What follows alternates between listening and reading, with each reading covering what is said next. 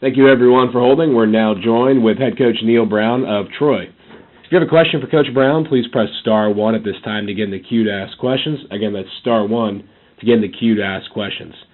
Troy played last week at Georgia State and now prepares for a road game at Louisiana Lafayette this week. The game will kick off at 4 p.m. Central Time down in Lafayette, Louisiana. Coach, before we get to questions, please give us your thoughts on last week's game against Georgia State and the upcoming game against Louisiana Lafayette. Yeah, sure. We didn't play great against Georgia State. I think they're much improved. I think Trent Miles probably is deserving of the Coach of the Year in our conference. I think he's done a tremendous job. Those guys have gotten a lot better as the year's gone by. And I think they're much improved over a year ago. Their quarterback's playing at a really high level, and we just did not on offense take advantage of opportunities in the first half, and then the second half some things worked against us.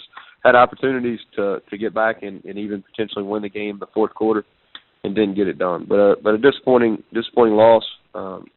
Didn't think we played up to our capabilities, and then we're going to close out the year going down to Lafayette, and it's we're encouraged that we don't have to finish the year with that Georgia State game. We get another opportunity. I know that Lafayette's going through a similar type of year that we are, and I'm sure that Coach Hudspeth and his guys want to end the note on a strong year just like we do.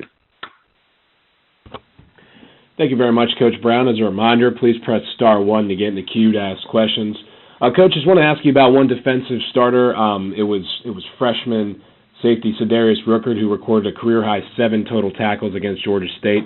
What did you see from his performance on Friday? Well, he's played a lot of football for us. He's a guy that we've had some injuries in the secondary, so he's been pressed in. He's pressed into duty starting back there. He's done a good job on special teams. He played okay against them. He got beat over his head a couple times and gave up a touchdown, but he did have some good tackles. He's a kid that's getting better. He's got to improve in several areas in the off season, but he's a guy that we definitely are excited about moving forward.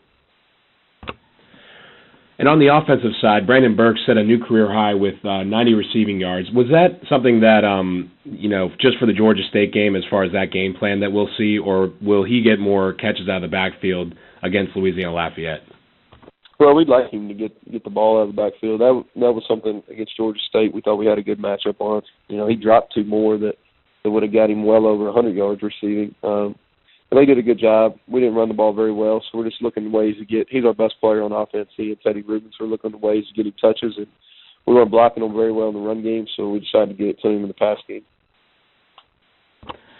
And Brandon Silvers connected with Teddy Reuben on a long pass play in that game. I believe it was 58 yards in that game. What has really Reuben's presence at receiver done to stretch the defense? Is he more of the big play threat that, kind of takes the top off the defense?